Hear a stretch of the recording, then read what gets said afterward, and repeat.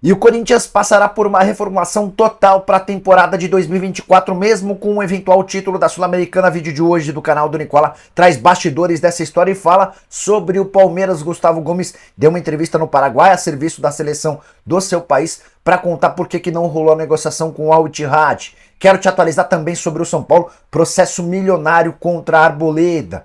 Já Zé Ricardo, possível técnico do Cruzeiro, foi só a 8ª opção do clube. Quero falar também sobre o futuro de Bruno Henrique, atacante do Flamengo. O Atlético Mineiro é um dos vários clubes brasileiros interessados no ponta. Tem também com detalhes sobre os clubes que mais tiveram jogadores convocados para seleções e também para a seleção olímpica.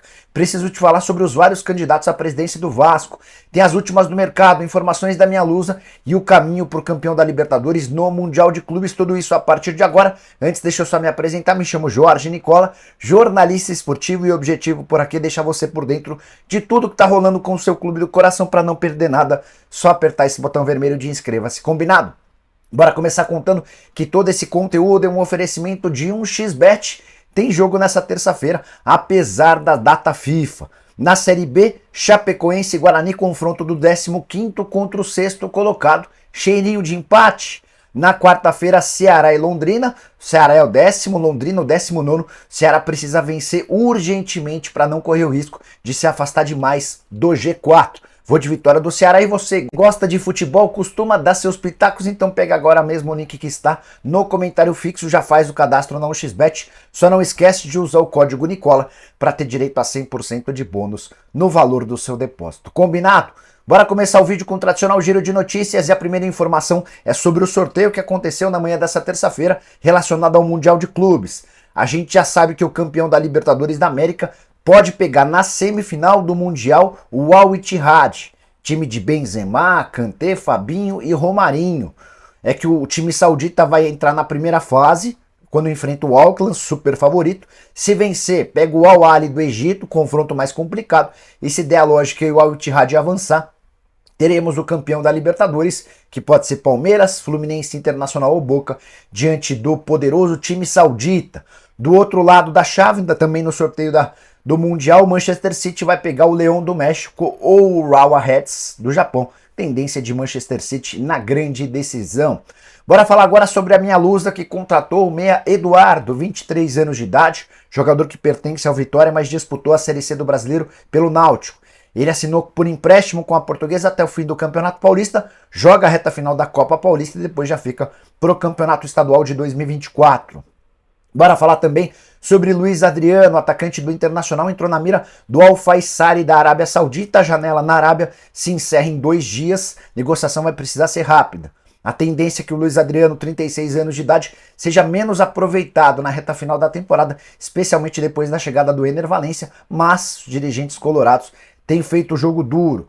Para completar, tem informação também sobre André Mazuco, executivo de futebol do Botafogo, afirmou que o Bruno Lage, o técnico do Botafogo, não soube se expressar quando colocou o cargo à disposição. Você vai lembrar que depois da derrota do Botafogo para o Flamengo, o português sugeriu que poderia estar deixando o clube. Quero contar ainda que Fernando Diniz desconvocou o meio-atacante Antony por conta das acusações de uma ex-namorada, de agressão e ameaças. O substituto do Antony será Gabriel Jesus. Segundo o caso de desconvocação, o Paquetá seria chamado, mas acabou sendo ignorado por conta daquela suspeita de envolvimento no esquema de manipulação de apostas. A saideira do giro de notícias, Paulo Pesolano, ex-técnico do Cruzeiro, pode ser demitido no Valladolid. Time que foi para a segunda divisão vai muito mal, numa vitória na primeira rodada e 3 derrotas em sequência. Se o Valladolid não responder contra o Elche e contra o Cartagena, não se descarta a possibilidade de o Pesolano ser dispensado. Hora de falar sobre o Vasco da Gama. Apesar da perda de importância desde a transformação do Vasco em SAF, o cargo de presidente cruzmaltino segue bastante disputado.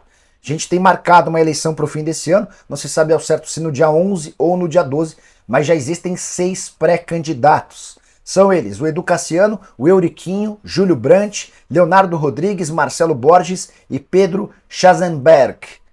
Curioso destacar, né? Quando você transforma o seu clube numa SAF, é a SAF quem toma as diretrizes do futebol. Sobra para o presidente do clube cuidar do restante, não ligado ao mundo do futebol, coisas bem menos importantes. Mas Pelo menos no Vasco a coisa continua bastante quente.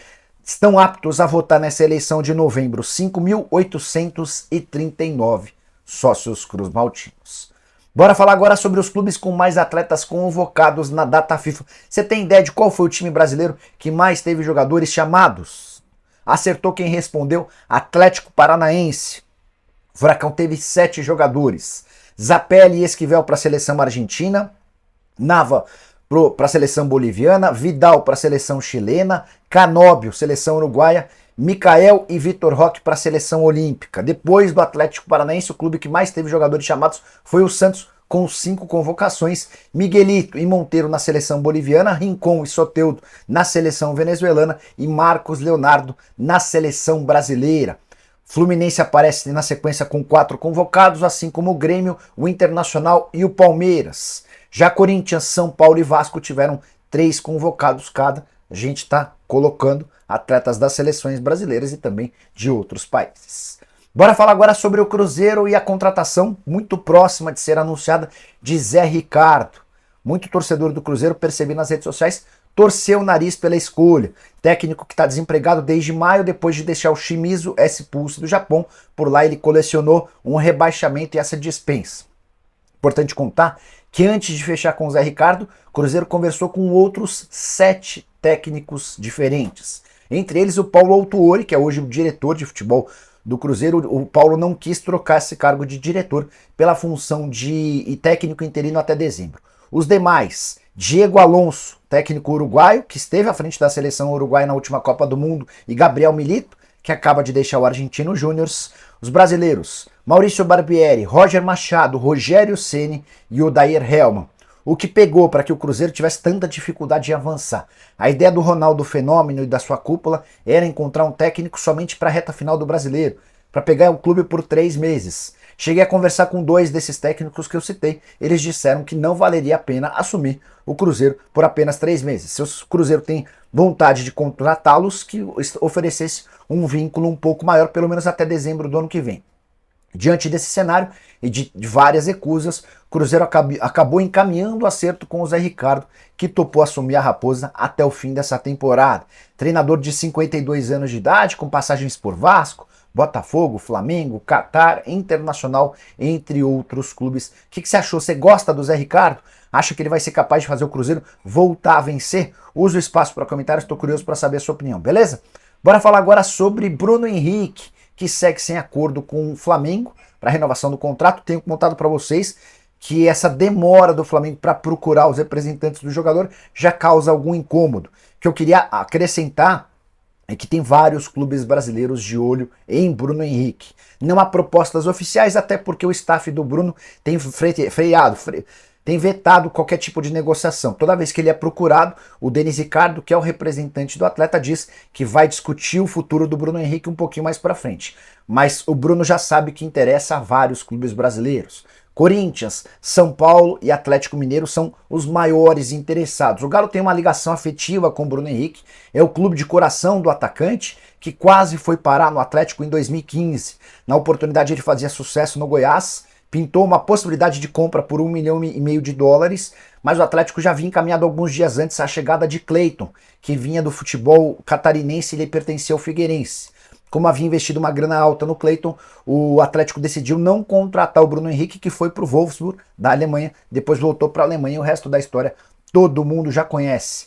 Bruno, que recuperou-se muito bem da cirurgia no joelho e é hoje um dos principais jogadores do elenco rubro-negro. Bora falar agora sobre Arboleda, que tomou um baita prejuízo. Justiça de São Paulo aceitou um pedido para penhorar R$4.900.000 da conta do zagueiro equatoriano. Tudo por causa de uma treta com antigos empresários. O Arboleda renovou seu contrato com o São Paulo de acordo com a Justiça, ignorando um acordo que tinha com seus antigos representantes. O Arboleda pediu para que outros empresários tocassem a renovação do contrato e por conta dessa situação, os antigos empresários entraram na Justiça pedindo o pagamento da multa de R$3 milhões. Com juros e correção monetária, esse valor já chegou a R$4.900.000. A primeira investida da Justiça para penhorar essa grana nas contas do Arboleda acabou não resultando em sucesso. Encontrou-se muito pouco dinheiro por lá. Talvez o Arboleda, já prevendo isso, acabou por sacar grana, ou então dá para dizer que o zagueiro equatoriano está passando dificuldade financeira. Acho que é pouco provável, né? Especialmente porque ganha bastante dinheiro e é muito bom jogador no São Paulo. Para fechar sobre o tricolor, mais duas informações. A primeira delas sobre Marcos Paulo, que sofreu durante um treino uma lesão, uma ruptura no ligamento cruzado do joelho esquerdo, 6 a 8 meses fora, estava emprestado ao São Paulo até dezembro. O tricolor vai ter de estender o contrato de empréstimo para poder recuperar o jogador. Já Igor Vinícius, que não joga há um tempão, vira e mexe, tem torcedor do São Paulo perguntando sobre a situação do lateral direito, previsão de retorno apenas para o mês de outubro. Bora falar agora sobre o Corinthians, que vai passar por mudanças radicais em seu departamento de futebol em 2024, com ou sem a conquista do título da Sul-Americana. E essas mudanças têm tudo a ver com a eleição marcada para o dia 26 de novembro. Seja o vencedor o André Negão ou o seu concorrente, o Augusto Melo, já dá para cravar que Duílio Monteiro Alves e Alessandro, os homens fortes do departamento de futebol do Corinthians, não estarão presentes em 2024. O Duílio até esse momento nem prestou apoio de forma pública ao André Negão. Então, ainda que a situação com o Grupo Renovação e Transparência permaneça no comando, está completamente descartada a chance de o Duílio ganhar um cargo como diretor de futebol ou qualquer coisa do tipo. Duílio que está há bastante tempo à frente do Corinthians, seja como diretor, seja como vice de futebol e agora como presidente, vai se afastar de vez, ainda que o André Negão vença. Se o Augusto Melo ganhar, aí que a chance do Duílio ter qualquer cargo é zero. Sobre o Alessandro, gerente de futebol, homem da confiança, tanto do Duílio quanto do Roberto de Andrade. O Alessandro também não ficará em 2024, seja qual for o presidente. A alegação interna é de que o Alessandro não faz um bom trabalho.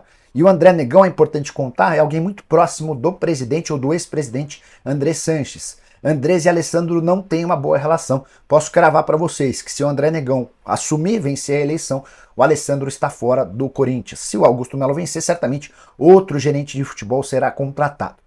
É importante só contextualizar que se a vitória for do grupo de oposição, várias outras alterações e demissões serão marcadas no departamento de futebol. Isso porque a Renovação e Transparência, que comanda o Corinthians desde 2007, tem vários funcionários de confiança em cargos importantes do departamento de futebol e a tendência é que o Augusto Melo acabe com todos esses cargos. Isso inclui assessoria de imprensa, departamento médico, departamento físico. A dança das cadeiras será pesadíssima, prometo acompanhar de perto para ir contextualizando e atualizando vocês. Combinado? Bora fechar o vídeo para falar sobre o Palmeiras. Gustavo Gomes, que está a serviço da seleção paraguaia, deu uma entrevista em seu país depois de um treino da seleção explicando o porquê da não saída para o Al Ittihad, zagueiro do Palmeiras que recebeu oferta de 30 milhões de dólares para jogar no clube de Benzema, Romarinho, Kanté e companhia. Gomes foi perguntado sobre o tema e disse o seguinte, abre aspas, sim, a oferta existia. Não vou ser hipócrita em dizer que a proposta não existia, mas devo isso ao Palmeiras e ao contrato que tenho. Tenho um contrato firmado e vou respeitá-lo, estou tranquilo, fecha aspas. Só é importante lembrar que além da grana gigante que o Palmeiras receberia por um zagueiro de 30 anos de idade, a maior venda de longe da história do futebol brasileiro, a título de comparação, a maior é do Murilo de 13 milhões de euros. O Gomes iria por 30 milhões de dólares, arrebentando. O Gomes também ganharia bastante dinheiro se mudasse para o Al Ittihad, seu salário seria triplicado. E olha que ele já ganha bem 1.200.000 por mês no Palmeiras.